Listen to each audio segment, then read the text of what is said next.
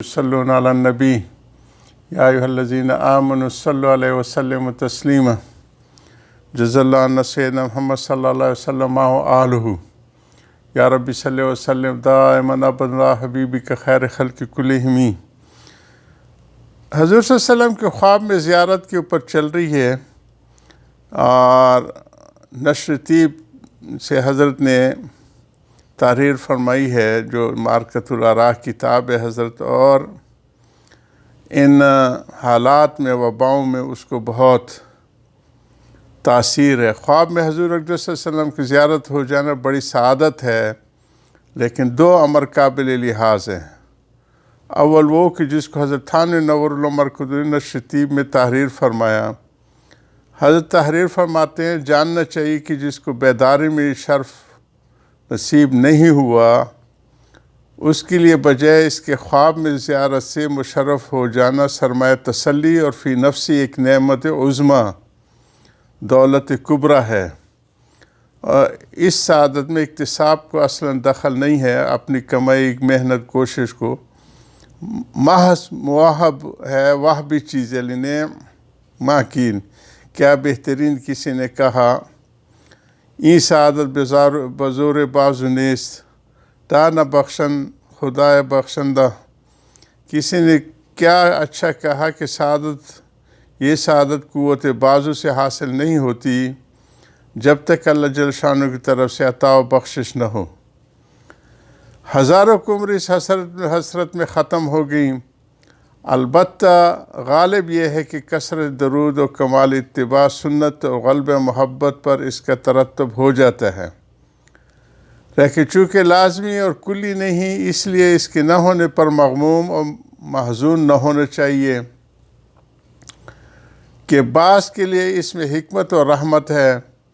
عاشق کو رضا محبوب سے کام خواہ وصل ہو تب، ہجر ہو تب، کہ پہنچ جائے تب بھی ٹھیک ہے، دوری ہو تب بھی ٹھیک ہے۔ وللہ درمن کال ارید وصالہ و یرید ہجری۔ واللہ درمن کال جس نے یہ کہا ہے ارید وصالہ و یرید ہجری، فاترک ما ارید لما یرید۔ میں نے اور اللہ ہی کے لیے خوبی ہے اس کے کہنے والے کی جس نے کہا کہ میں اس کی وصال چاہتا ہوں، وہ مجھ سے فراق چاہتا ہے، اور میں اپنی خوشی کو اس کی خوشی کے مقابلے میں چھوڑتا ہوں۔ کال عارف شیرازی فراق وصل چه باشد رضای دوست طلب، کہ حیف باشد ازو وغیر او تمنائے۔ عارف شیرازی فرماتے کہ فراق و وصل کیا ہوتا ہے؟ محبوب کی رضا ڈھونڈو، کہ محبوب سے اس کی رضا کے سوا تمنا کرنا ظلم ہے۔ اسی سے بھی سمجھ لیا جائے کہ اگر زیارت ہو گئی مگر طاعت سے رضا حاصل نہ کی تو وہ کافی نہ ہوگی۔ کیا خود حضور صلی اللہ علیہ وسلم کے عہد مبارک میں بہت سے صورتاً ظاہر معنن محجور، یعنی وہ حضور کو تو دیکھتے تھے لیکن کوئی تعلق نہیں تھا، دور تھی، ان کی دل نہیں تھے، جڑے ہوئے نہیں تھے۔ اور بعض صورتاً محجور جیسے اویس کرنی رضی اللہ تعالیٰ عنہ، اس تک ہم پہنچے تھے کہ اویس کرنی معنن قرب سے مسرور تھے، کہ وہ فاصلہ تو تھا، یمن کی طرف تھے، لیکن ان کو ایک عشق تھا حضور صلی اللہ علیہ وسلم سے، ان کو قرب تھا اور اسی میں وہ مگن تھے۔ یعنی حضور پاک زمانے میں کتنے لوگ ایسے تھے کہ جن کو حضور کی ہر وقت زیارت ہوتی تھی، لیکن اپنے کفر و نفاق کی وجہ سے جہنمی رہے۔ اور حضرت اویس کرنی رضی اللہ عنہ مشہور تابعی اکابر صوفیاء میں ہیں۔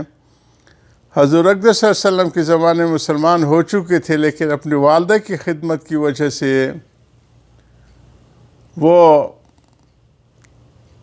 حضور کی خدمت میں حاضر نہ ہو سکے، لیکن اس کے باوجود حضور صلی اللہ علیہ وسلم لیکن اس کے باوجود حضور صلی اللہ علیہ وسلم صحابہ سے ان کا ذکر فرمایا اور یہ بھی ارشاد فرمایا کہ جو تم میں سے ان سے ملے وہ ان سے اپنے لیے دعائے مغفرت کرائے۔ ایک روایت میں حضرت عمر رضی اللہ عنہ سے نقل کیا گیا ہے کہ حضور نے ان سے حضرت اویس کے متعلق فرمایا کہ اگر وہ کسی بات پر قسم کھا بیٹھے تو اللہ اس کو ضرور پورا کرے گا، تم اس سے دعائے مغفرت کرانا۔ اصحاب فی تمیز صحابہ ابن حجر رضی اللہ عنہ کے ہیں، گو تھے اویس دور مگر ہو گئے قریب، بوجال تھا قریب مگر دور ہو گیا۔ حضرت اویس کی کچھ واقعہ میں نے پچھلی مجلس شروع کیا، اس کو مکمل کرتے ہیں۔ حضرت عمر بن خطاب رضی اللہ عنہ ان کی تلاش میں 20 سال تک رہے، اور جب یہ علاقہ اسلامی سلطنت میں آئے حضرت کے دور میں، تو ایک کرتا حضور صلی اللہ علیہ وسلم دیا تھا اپنا کہ یہ ان کو پہنچانا، تو حضرت علی کرم اللہ وجہہ کی وساطت سے ان کو پہنچایا گیا اور عمومی امت کے لیے دعا کر کے واپس آئے۔ آخری زمانے میں جب حضرت کا 20ویں سال آخری حج کا موقع تھا، تو صفہ میں لوگوں کو جمع کر کے پوچھا کہ آؤ حجاج، امیر المومنین کچھ پوچھنا چاہتے ہیں، فرمانا چاہتے ہیں۔ تو سارے حجاج آئے، کھڑے ہو گئے، تو فرمایا کہ سارے بیٹھ جائے، یمن کے لوگ کھڑے رہیں۔ پھر یمن میں پوچھے جو ضلع مراد کے لوگ ہیں، جو وہ ہیں وہ کھڑے رہیں، باقی بیٹھ جائیں۔ پھر پوچھے کہ جو کرن اور اس کے آس پاس کے لوگ ہیں وہ کھڑے رہیں، باقی بیٹھ جائیں۔ تو 4 آدمی کھڑے تھے۔ حضرت نے پوچھا کہ آپ کرن کے ہیں؟ انہوں نے کہا جی امیر المومنین۔ پوچھا اویس کو آپ جانتے ہیں؟ تو خاموش رہے، اور ایک صاحب سر جھکائے ہوئے کھڑے تھے، اور سر اوپر کہا کہ امیر المومنین، ایک اویس تو میرا بھتیجا ہے۔ کہا کہ اتنی دیر سوچ میں کیوں پڑے؟ انہوں نے کہا کہ وہ اس شان کا تو نہیں کہ جس شان سے امیر المومنین نے ان کے پوچھنے کا اہتمام کیا۔ تو امیر المومنین نے فرمایا کہ آپ کو اس کی شان کا کیا پتہ، مجھے یہ بتاؤ کہ ہماری سرحدوں میں سے کسی سرحد پہ اس وقت موجود ہے؟ انہوں نے فرمایا وہ تو اس سال ہمارے ساتھ حج پہ آئے ہیں، اب بھی حج کی دن ہے، اللہ ہم سب کی ان بزرگوں کی وساطت سے حاضروں کو، حجاج کو حج کو قبول فرمائے۔ انہوں نے کہا وہ تو عرفات آئے ہوئے ہیں، ہمارے اونٹ لے گئے ہیں چرانے کے لیے۔ علی کرم اللہ وجہ ان کا ہمیشہ ان کے ساتھ رہتے تھے، اور شان والے ان کے مشیر تھے۔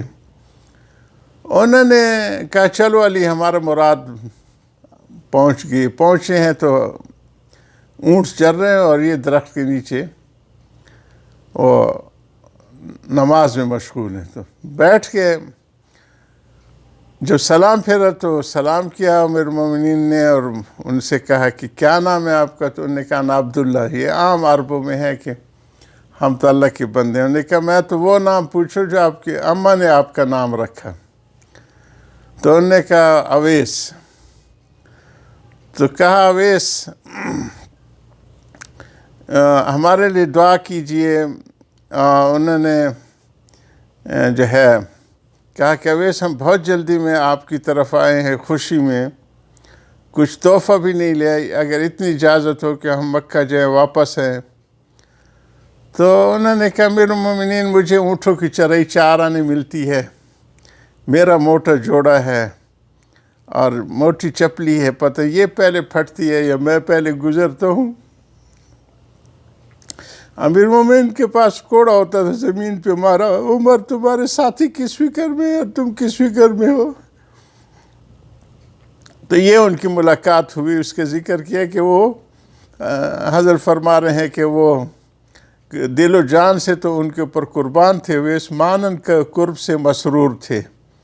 یہ قرب تھا۔ ایک روایت میں حضرت عمر رضی اللہ عنہ سے نقل کیا گئی کہ حضور نے ان سے اویس کے متعلق فرمایا۔ یہ ذکر تو تفصیلی ہے کہ دوسرا امر قابل تنبیہ یہ ہے کہ جس شخص نے حضور صلی اللہ علیہ وسلم کو خواب میں دیکھا، اس نے یقیناً اور قطعاً حضور صلی اللہ علیہ وسلم ہی کی زیارت کی۔ روایت صحیح سے بات ثابت ہے اور محقق ہے کہ شیطان کو اللہ تعالیٰ نے یہ قدرت عطا نہیں فرمائی کہ خواب میں آ کر کسی طرح اپنے کو نبی کریم صلی اللہ علیہ وسلم ہونا ظاہر کرے۔ انہی باتوں کو جاری رکھیں گے۔ وآخر دعوان الحمدللہ رب العالمین۔ یا رب صلی وسلم دائما ابدا علی حبیبک خیر خلق کلہم۔